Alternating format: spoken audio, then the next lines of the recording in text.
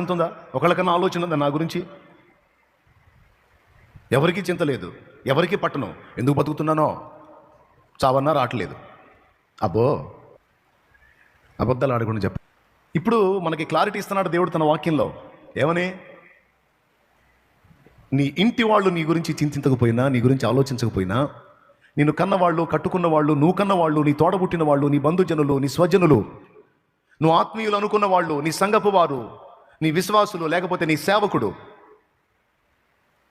ఎవరు నీ గురించి ఆలోచించాలనుకుంటావో, చింతించాలనుకుంటావో, బాధ్యత కలిగి ఉండాలనుకుంటావో, భారం కలిగి ఉండాలనుకుంటావో, వారెవ్వరు నిన్ను గూర్చి చింతించకపోయినా, నిన్ను గూర్చి నిరంతరం భారము కలిగి, బాధ్యత కలిగి చింతించేవాడు ఒకడు ఉన్నాడు. ఈ లోకంలో నువ్వు ఎవరికి పట్టకపోవచ్చు, ఈ లోకంలో నువ్వు ఎవరికి పట్టకపోవచ్చు, నీ విషయమై ఎవరికి పట్టింపు లేకపోయి ఉండొచ్చు, కానీ నిరంతరం నిన్ను పట్టించుకునేవాడు, నిన్ను కనిపెట్టేవాడు, ఇంతమందిలో నువ్వు కూర్చున్నా సరే అంతమందిలో నిన్నే ప్రత్యేకంగా దృష్టించేవాడు ప్రభు అయిన యేసు. మరచునా? తన గర్భమున పుట్టిన పిల్లను కరుణింపక మానునా? వారైనా మరచుదురు కానీ నేను నిన్ను మరువను అన్నాడు. నేను నిన్ను మరువ జాలను అని. ఎంత ప్రేమను అంటే ఆయనకి. ఆయన నిన్ను ప్రేమిస్తున్నాడు, ఆయన నిన్ను ప్రేమిస్తున్నాడు, ఆయన నిన్ను ప్రేమిస్తున్నాడు ఇస్తున్నాడు. ఆయన నీ విషయమై బాధ్యత కలిగి ఉన్నాడు, ఆయన నీ విషయమై ఆలోచన కలిగి ఉన్నాడు, ఆయన నీ కోసం ప్రణాళికలు సిద్ధపరచుకుని ఉన్నాడు, ఆయన నీ కోసం నీ అవసరానికి, నీ పరిస్థితులకు అనుగుణ్యంగా కొన్ని సిద్ధపరచుకునే ఉన్నాడు. నిన్ను చూడక ఉండలేని ఆ ప్రేమే నిజమమ్మ.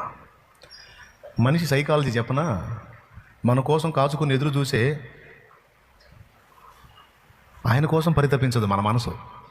మనతో నాటకాలు ఆడతారు చూడు, నటిస్తారు చూడు, వాళ్ళ కోసం వస్త్రములు పనికి మాలి తెలివి. మిమ్మల్ని కాదులేండి,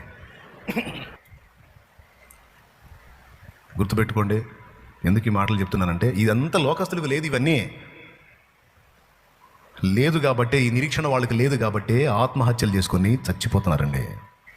మళ్ళా నీకున్నన్ని సమస్యలు వాళ్ళకి లేవు, నీకున్నన్ని బాధలు వాళ్ళకి లేవు, నీకున్నంత ప్రెజర్ వాళ్ళకి లేదు.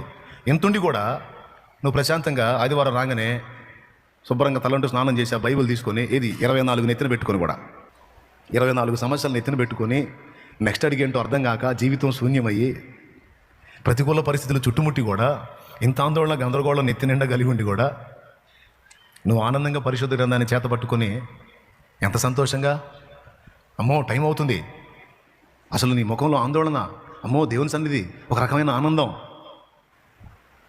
నీ చుట్టూ ఉండి చూసే వాళ్ళకి అన్యులకి బిత్తరపోతుంటారు వాళ్ళు, నీకు తెలియదు వాళ్ళు నిన్న